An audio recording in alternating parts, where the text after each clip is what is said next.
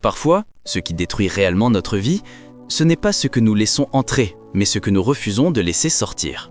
Tu peux avancer, changer, te dépasser, mais tant que certaines choses restent en toi, elles sabotent ton énergie, tes relations et même l'image que tu as de toi-même.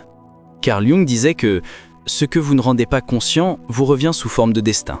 Et aujourd'hui, je vais te partager 13 choses que tu dois éliminer en silence de ta vie si tu veux vraiment arrêter de répéter les mêmes schémas. Et crois-moi, la 5e est probablement celle qui t'empêche le plus d'être heureux, même si tu crois l'avoir dépassée depuis longtemps. Si tu sens déjà que quelque chose résonne en toi, abonne-toi maintenant. Ce que tu vas entendre peut réellement alléger ta vie. 1. Les gens que tu dois aimer seulement à distance. Il y a des personnes dans ta vie que tu n'es pas obligé de détester, ni de confronter, ni de fuir, mais que tu dois apprendre à aimer seulement à distance. Et c'est peut-être l'une des choses les plus difficiles à accepter émotionnellement. Comprendre que certaines relations ne sont pas faites pour être réparées, ni sauvées, ni transformées, mais simplement repositionnées.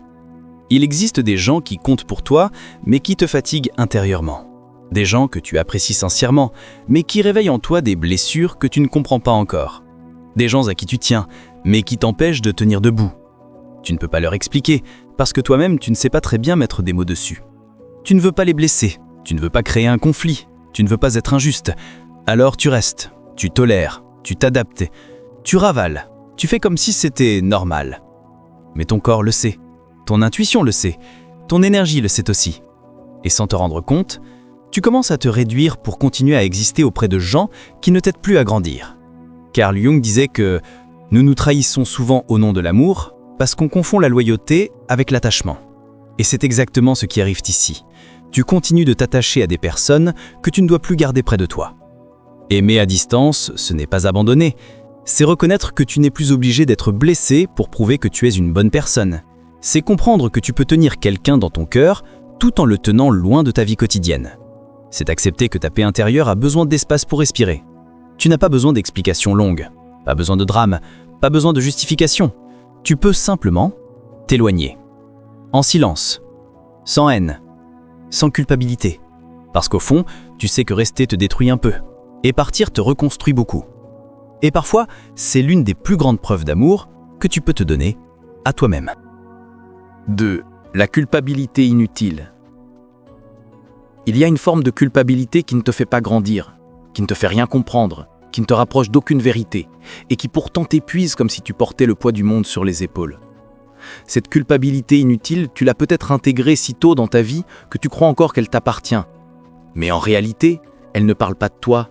Elle parle de ce que tu as appris à tolérer, de ce que tu as enduré et de ce qu'on t'a fait croire que tu devais porter. C'est ce qui arrive quand tu t'excuses d'exister, quand tu te sens responsable du mal-être des autres, quand tu penses devoir réparer tout ce qui se casse, même quand tu n'as rien cassé, quand tu crois que ton rôle c'est de sauver tout le monde, sauf toi.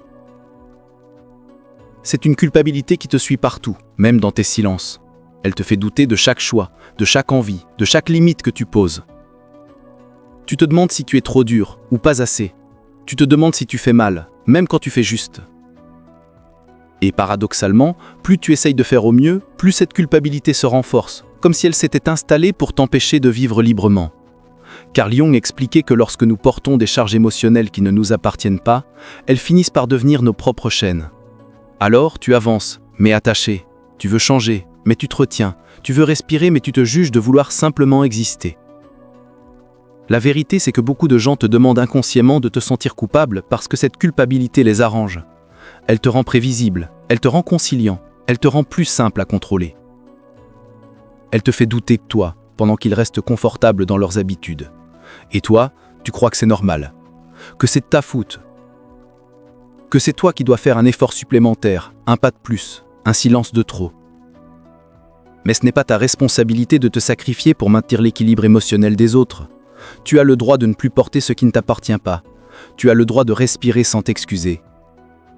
Tu as le droit de dire non, même si ça déçoit quelqu'un. Tu as le droit de choisir ta paix, plutôt que ta culpabilité. Tu n'as pas besoin d'un grand geste, tu n'as pas besoin d'un discours, tu n'as même pas besoin d'être compris. Tu as seulement besoin de te libérer intérieurement de cette charge invisible, doucement, en silence, mais fermement. Parce que la culpabilité inutile n'est pas une preuve de bonté. C'est un emprisonnement qui t'éloigne de toi-même. Et tu mérites mieux que ça. 3. La peur du conflit. Il existe une peur silencieuse que beaucoup traînent depuis des années, parfois depuis l'enfance, la peur du conflit. Pas la peur du bruit, pas la peur des cris, mais la peur de déplaire, la peur d'être rejeté, la peur que l'autre s'éloigne. C'est une peur qui te fait choisir le silence même quand ton cœur hurle. Une peur qui t'apprend à sourire quand tu n'as plus la force. Une peur qui te fait dire « ce n'est pas grave » alors que justement, ça l'est. Elle te pousse à faire passer tout le monde avant toi, à minimiser tes besoins, à t'effacer pour éviter le moindre froissement, à accepter des choses que tu ne veux pas vivre. Et au fil du temps, tu commences à croire que garder la paix extérieure est plus important que préserver ta paix intérieure. Mais ce que tu ne dis pas, tu le payes. Dans ton corps, dans tes émotions, dans ton estime. Chaque silence avalé laisse une trace. Chaque limite non posée devient une blessure. Chaque vérité étouffée se transforme en frustration, puis en fatigue, puis en regret. Carl Jung disait que ce que vous évitez finit par vous gouverner. Et la peur du conflit est exactement ça, une force invisible qui prend le contrôle de ta vie sans que tu t'en rendes compte. Tu crois éviter un problème, mais tu évites surtout ta propre vérité. Tu crois protéger la relation, mais tu ne fais que la rendre fausse. Tu crois être une personne calme, sage, mature.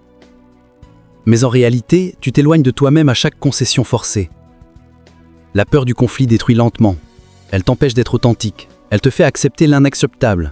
Elle te fait aimer de manière qui te blesse. Elle te fait rester là où tu sais que tu ne devrais plus être. Et petit à petit, tu t'accumules, tu t'érôdes, tu t'oublies. Mais le conflit n'est pas synonyme de destruction. Le vrai conflit, c'est le conflit que tu vis en toi, lorsque tu refuses d'affirmer ce que tu ressens. Dire la vérité n'est pas créer un problème. Dire ce que tu ressens n'est pas un manque d'amour. Te protéger n'est pas blesser l'autre. Tu n'as pas à lever la voix pour exister. Tu n'as pas à crier pour t'affirmer. Tu n'as pas à te battre pour être entendu. Tu as le droit, tu as même le devoir envers toi-même, de dire « là, ça ne me convient pas ». Là, j'ai besoin de poser une limite. Là, je ne peux plus continuer ainsi. Pas pour créer un conflit, pour créer de la vérité. Et parfois, cette seule phrase suffit à changer toute ta vie. 4. Les comportements hérités de ton passé. Il existe en toi des gestes, des réactions, des façons d'aimer, de parler, de te protéger, qui ne viennent pas vraiment de toi. Tu crois que c'est ta personnalité, que c'est naturel, que c'est comme ça que tu es. Mais en réalité, ce sont des comportements hérités de ton passé, souvent anciens, parfois douloureux, toujours silencieux. Ce sont des mécanismes que tu as construits pour survivre, pas pour t'épanouir. Des réflexes créés dans des environnements où tu as dû t'adapter, te taire, plaire, anticiper, minimiser ou grandir trop vite. Des comportements qui ont eu un sens autrefois mais qui n'en ont plus aujourd'hui. Et pourtant, tu continues de les répéter, automatiquement, sans réfléchir, sans te demander si ça te sert encore. Parfois tu deviens trop gentil parce que tu as appris qu'être gentil te protégeait du rejet. Parfois tu deviens trop discret parce qu'on ne t'a jamais laissé la place de t'exprimer. Parfois tu deviens trop responsable parce que tu as été obligé de l'être trop tôt. Parfois tu deviens trop fort parce qu'on t'a fait croire que montrer ta vulnérabilité était dangereux. Ce ne sont pas des choix, ce sont des traces, des empreintes, des héritages émotionnels. Carl Jung disait que l'inconscient familial vit en nous comme une seconde peau. Et tant que tu n'en prends pas conscience, tu vis avec des réactions qui appartiennent à quelqu'un d'autre, à un ancien toi, à ton enfance, à ton environnement d'avant. Tu dis oui trop vite parce que tu as appris que dire non créait du chaos. Tu t'attaches trop fort parce que la peur d'être abandonné te suit encore. Tu te méfies trop vite parce qu'un jour, on a trahi ta confiance sans prévenir.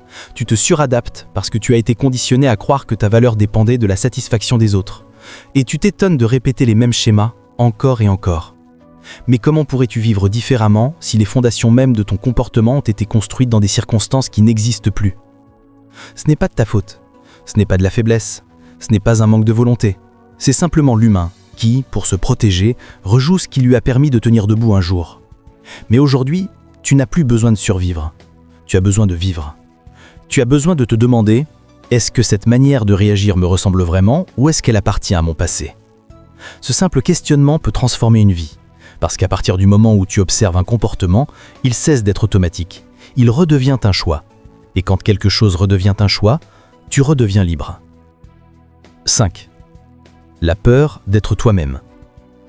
La peur d'être toi-même est l'une des forces les plus silencieuses, mais aussi l'une des plus destructrices, parce qu'elle t'éloigne de la seule personne avec laquelle tu es censé vivre toute ta vie, toi. C'est une peur qui ne crie pas, qui ne s'impose pas de manière brutale, mais qui agit comme une ombre constante, te poussant à t'adapter, à te lisser, à te déguiser, à devenir une version affaiblie de ton propre potentiel simplement pour exister sans déranger. C'est cette peur étrange qui t'amène à cacher tes goûts, à retenir ton humour, à minimiser tes idées, à éteindre ton énergie par crainte que quelqu'un juge, rejette ou trouve trop ce que tu es vraiment. Et à force de jouer ce rôle, tu finis par oublier où commence ton vrai visage et où se termine celui que tu montres au monde. Alors tu vis comme derrière une vitre, présent, mais jamais complètement là. Tu observes la vie au lieu de s'y engager pleinement. Toujours en train de calculer si ce que tu t'apprêtes à dire sera accepté, si ton authenticité sera tolérée, si ta voix mérite réellement d'être entendue. Et ce doute permanent devient une fatigue qui ne se voit pas, mais qui t'use profondément, parce qu'il faut une énergie immense pour porter un masque chaque jour sans jamais le déposer. La vérité, c'est que cette peur ne vient pas du fait que tu n'as rien à offrir, mais du fait que tu as été conditionné à croire que ta vraie nature n'était pas assez. Trop sensible, trop intense, trop ambitieux, trop différent. Tu as été entraîné à associer ton authenticité au risque. Risque d'être jugé, risque d'être rejeté, risque d'être mal compris. Alors tu t'es choisi des versions plus petites de toi-même, pensant que c'était plus sûr, pensant que c'était plus simple, pensant que c'était plus acceptable. Mais chaque fois que tu t'empêches d'exister pleinement, tu deviens un étranger pour toi-même. Et cette distance intérieure finit par se refléter dans tes relations, ton énergie, tes choix et même ton estime personnelle. Et ce qu'on oublie souvent, c'est que la vie te punit toujours quand tu renonces à ce que tu es vraiment. Pas par méchanceté, mais parce que l'âme ne peut pas s'épanouir dans la dissimulation. Elle finit toujours par se rebeller, parfois sous forme de fatigue, parfois sous forme de frustration, parfois sous forme d'un vide que rien n'arrive à remplir. Ce vide n'est pas un manque d'amour extérieur, mais un manque d'amour intérieur. Ce n'est pas le monde qui refuse ta vérité, c'est toi qui refuses de lui laisser la place d'exister. Et pourtant, il suffit d'un instant de lucidité pour comprendre que les personnes qui te rejettent quand tu es authentique ne sont pas des pertes, mais des filtres. Que ceux qui ne supportent pas ton vrai visage ne sont pas ceux qui méritent de marcher à tes côtés. Que ton authenticité n'est pas un défaut à camoufler, mais un tri naturel qui sépare les relations profondes des relations fragiles. Parce que la vérité, c'est que la bonne personne ne craint jamais ton intensité, et que la bonne opportunité ne demande jamais que tu changes ton essence pour être accepté. Ce que tu dois éliminer en silence donc, c'est cette habitude de te censurer avant même de te présenter au monde. Cette tendance à diminuer ta lumière pour éviter de déranger ceux qui vivent dans l'ombre. Cette peur d'être toi-même qui t'impose une prison alors que la porte a toujours été ouverte. Le monde n'a pas besoin d'une copie, il a besoin de ta singularité. Et la seule façon de retrouver ta puissance, c'est de redevenir entier. Même si certains ne comprendront pas, même si certains s'éloigneront. Parce que s'ils s'éloignent de ce que tu es vraiment, alors ils n'auraient jamais dû marcher aussi près de toi. 5. La peur d'être toi-même. La peur d'être toi-même est l'une des forces les plus silencieuses, mais aussi l'une des plus destructrices, parce qu'elle t'éloigne de la seule personne avec laquelle tu es censé vivre toute ta vie, toi. C'est une peur qui ne crie pas, qui ne s'impose pas de manière brutale, mais qui agit comme une ombre constante, te poussant à t'adapter, à te lisser, à te déguiser, à devenir une version affaiblie de ton propre potentiel simplement pour exister sans déranger. C'est cette peur étrange qui t'amène à cacher tes goûts, à retenir ton humour, à minimiser tes idées, à éteindre ton énergie par crainte que quelqu'un juge, rejette ou trouve trop ce que tu es vraiment. Et à force de jouer ce rôle, tu finis par oublier où commence ton vrai visage et où se termine celui que tu montres au monde. Alors tu vis comme derrière une vitre, présent, mais jamais complètement là. Tu observes la vie au lieu de t'y engager pleinement, toujours en train de calculer si ce que tu t'apprêtes à dire sera accepté, si ton authenticité sera tolérée, si ta voix mérite réellement d'être entendue. Et ce doute permanent devient une fatigue qui ne se voit pas, mais qui t'use profondément. Parce qu'il faut une énergie immense pour porter un masque chaque jour, sans jamais le déposer. La vérité, c'est que cette peur ne vient pas du fait que tu n'as rien à offrir, mais du fait que tu as été conditionné à croire que ta vraie nature n'était pas assez. Trop sensible, trop intense, trop ambitieux, trop différent. Tu as été entraîné à associer ton authenticité au risque. Risque d'être jugé, risque d'être rejeté, risque d'être mal compris. Alors tu t'es choisi des versions plus petites de toi-même, pensant que c'était plus sûr, pensant que c'était plus simple, pensant que c'était plus acceptable. Mais chaque fois que tu t'empêches d'exister pleinement, tu deviens un étranger pour toi-même. Et cette distance intérieure finit par se refléter dans tes relations, ton énergie, tes choix et même ton estime personnelle. Et ce qu'on oublie souvent, c'est que la vie te punit toujours quand tu renonces à ce que tu es vraiment. Pas par méchanceté, mais parce que l'âme ne peut pas s'épanouir dans la dissimulation.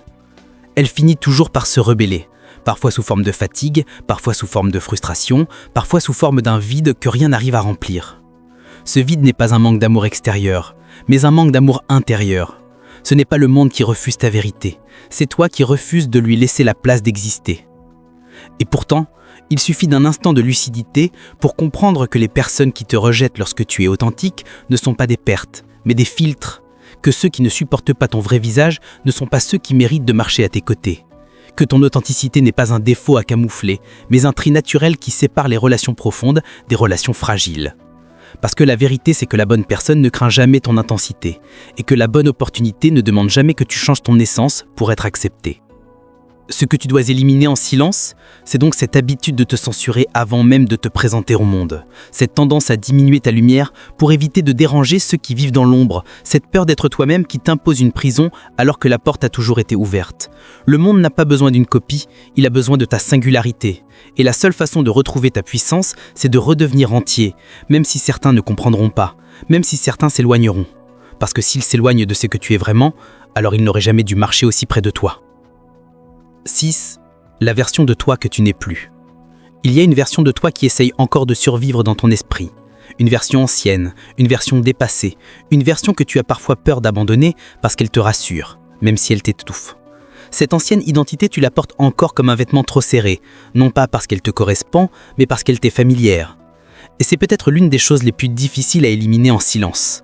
Arrêter de vivre selon les limites d'une personne que tu as déjà dépassée, mais que tu continues de traîner derrière toi, comme un écho persistant. Cette version de toi n'est pas mauvaise, elle n'est pas honteuse, elle n'est pas inutile. Elle t'a servi, elle t'a protégé, elle t'a permis de survivre à des périodes où tu n'avais pas mieux. Mais ce qui était une protection peut devenir une cage lorsque tu refuses d'en sortir. Tu continues parfois à réagir comme celui que tu étais hier, à douter comme si tu étais encore fragile, à t'excuser comme si tu devais te faire pardonner d'exister, à limiter tes rêves comme si ton passé avait le droit de dicter ton avenir. Tu vis comme si cette ancienne version méritait encore d'être au centre de ta vie alors qu'elle n'est plus qu'une trace, une silhouette qui ne correspond plus à la personne que tu essayes de devenir.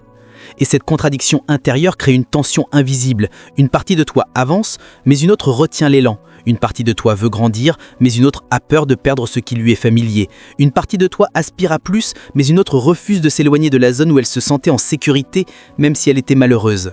C'est comme vivre entre deux mondes, celui que tu rêves et celui auquel tu t'accroches par habitude. Et tant que cette ancienne identité reste aux commandes, tu te condamnes à répéter des cycles qui ne te correspondent plus. 7. Les attentes irréalistes envers les autres. Il y a une fatigue profonde qui naît lorsque tu attends des autres ce qu'ils ne peuvent pas te donner, non pas parce qu'ils ne veulent pas, mais parce qu'ils ne sont simplement pas capables de remplir l'image idéale que tu as dessinée dans ton esprit. Et tu le sais, chaque déception que tu vis vient rarement d'un comportement inattendu, mais plutôt de l'écart entre ta vision et leur réalité. C'est cet écart-là qui blesse, qui épuise, qui fragilise tes relations, et parfois même ton estime personnelle. Tu espères que les autres comprennent tes besoins sans que tu aies à les exprimer, qu'ils aient la même sensibilité, la même manière de percevoir le monde, la même intensité que toi. Tu voudrais qu'ils soient attentifs, présents, cohérents, alignés avec ce que tu considères normal, évident, logique, mais les gens ne fonctionnent pas selon ton cœur, ils fonctionnent selon le leur. Et tu ne peux pas leur reprocher de ne pas vivre à travers tes filtres, tes émotions, ton histoire. Ce que tu dois éliminer en silence, c'est cette illusion que quelqu'un viendra combler tes manques, deviner tes douleurs ou réparer ce qui en toi demande à être guéri par toi-même. Parce que souvent, ce ne sont pas les autres qui te déçoivent, c'est ton propre idéal qui s'effondre. Tu veux tellement que l'autre soit parfaitement à la hauteur que tu finis par oublier qu'il est humain, limité, imparfait, en apprentissage lui aussi. Et plus tu attends, plus tu charges la relation d'un poids que personne ne peut porter. Le problème avec les attentes irréalistes, c'est qu'elles ne se voient pas. Elles s'installent doucement. Un silence qui t'irrite, un message non répondu qui te blesse, un comportement différent du tien que tu interprètes comme un manque d'intérêt ou de respect. Tu transformes involontairement l'autre en juge de ce que tu vaux, alors qu'il n'a jamais compris qu'il jouait un rôle dans un scénario que toi seul avais écrit. Et ces scénarios invisibles créent des frustrations silencieuses, des tensions non dites, des incompréhensions qui finissent par éloigner les gens plutôt que de les rapprocher. En réalité, tu n'as pas besoin que les autres soient parfaits, tu as besoin qu'ils soient réels, sincères, authentiques, même si cela signifie qu'ils ne réagiront pas toujours comme tu le voudrais. Tu as besoin d'accepter qu'ils ont leurs propres limites, leurs propres blessures, leur propre rythme. Tu as besoin de comprendre que personne ne t'aimera exactement comme tu imagines l'amour, que personne ne te respectera exactement comme tu visualises le respect, que personne ne t'offrira une constance parfaite simplement parce que tu en as besoin. Libérer les autres de tes attentes, c'est te libérer toi-même de ta propre frustration. C'est arrêter de croire que ta paix dépendra toujours de ce que quelqu'un fait ou ne fait pas. C'est t'autoriser à rencontrer les gens là où ils en sont, et non là où tu voudrais qu'ils soient. C'est accepter qu'ils montrent leur affection d'une manière différente de la tienne, qu'ils expriment leurs émotions autrement, qu'ils soient parfois maladroits, absents, distraits. Cela ne signifie pas qu'ils ne t'aiment pas ou qu'ils ne respectent pas ta valeur. Cela signifie simplement qu'ils sont humains. Et c'est cette compréhension-là qui transforme tout. Lorsque tu cesses d'attendre que les autres se comportent comme la version idéale que tu as imaginée, tu redécouvres leur vraie nature et tu t'aperçois que cette vérité-là, imparfaite, dépassant rarement tes attentes, est pourtant plus solide, plus stable, plus réelle. Tu n'as plus besoin de deviner, de contrôler, d'espérer secrètement. Tu observes, tu écoutes, tu comprends. Tu t'adaptes sans te trahir. Éliminer ces attentes irréalistes en silence, ce n'est pas renoncer à tes besoins, ni accepter l'inacceptable. C'est simplement arrêter de demander aux gens ce qu'ils ne peuvent pas offrir. C'est apprendre à exprimer clairement ce qui compte pour toi, à choisir des relations compatibles avec ton cœur et à te détacher de cette idée que les autres doivent jouer un rôle précis pour que tu te sentes en sécurité. La sécurité véritable vient de toi, de ta clarté intérieure, de ta capacité à aimer sans exiger, à recevoir sans imposer, à avancer sans contrôler. Et paradoxalement, lorsque tu cesses d'exiger, tu laisses enfin la place à de vraies connexions. Pas des relations idéalisées, des relations humaines, vivantes, équilibrées. Et c'est souvent là que tu découvres la paix que tu cherchais depuis longtemps. 8. Les comparaisons constantes avec les autres. Il y a une fatigue silencieuse que tu portes sans même t'en rendre compte, celle de te mesurer en permanence aux autres. Tu ne compares pas seulement ce que tu as, tu compares qui tu es. Et c'est là que la blessure commence. 9. Les excuses que tu utilises pour ne pas changer. Il existe en toi un ensemble de barrières invisibles que tu ne reconnais même plus comme des barrières. Elles sont devenues tellement familières que tu les appelles réalisme, prudence, logique. Mais au fond, ce sont des excuses.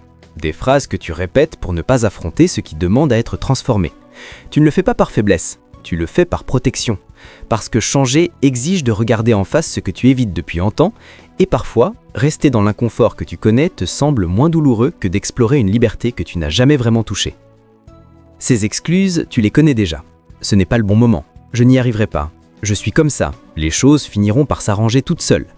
Elles ne sont pas bruyantes, elles n'écrient pas, elles murmurent doucement, juste assez pour te rassurer, juste assez pour t'anesthésier. Et plus tu les écoutes, plus tu deviens prisonnier d'une version de toi qui n'existe que par peur du mouvement.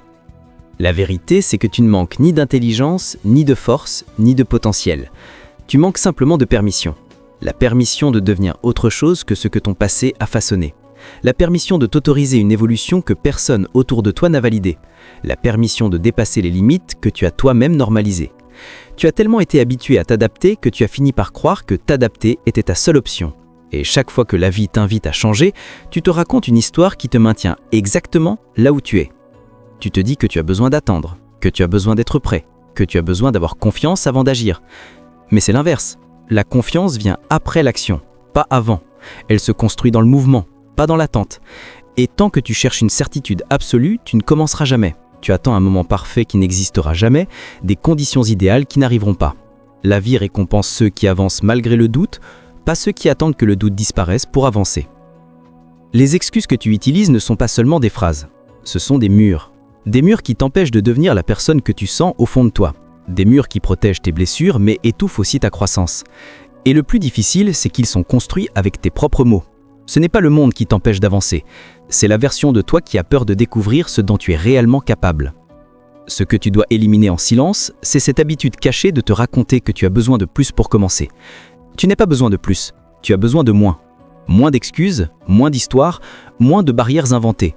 Tu n'as pas besoin que tout soit clair pour faire un premier pas. Tu n'as pas besoin que tout soit certain pour changer de direction. Tu n'as pas besoin d'être prêt pour devenir quelqu'un de plus aligné, plus courageux, plus vrai. Le changement ne demande pas que tu sois parfait. Il demande simplement que tu cesses de te trahir. Ils demandent que tu reconnaisses lorsque tu t'inventes des justifications pour ne pas affronter ce que tu sens au fond de toi. Ils demandent que tu arrêtes de négocier avec tes propres rêves comme si tu devais mériter le droit de les poursuivre. Ils demandent que tu te rappelles que chaque petite action, même minuscule, vaut mieux que des années d'attente. Et lorsque tu commences à éliminer ces excuses, quelque chose de puissant se produit. Tu ne changes pas seulement ton comportement, tu changes ton regard. Tu comprends que tu n'étais jamais réellement bloqué.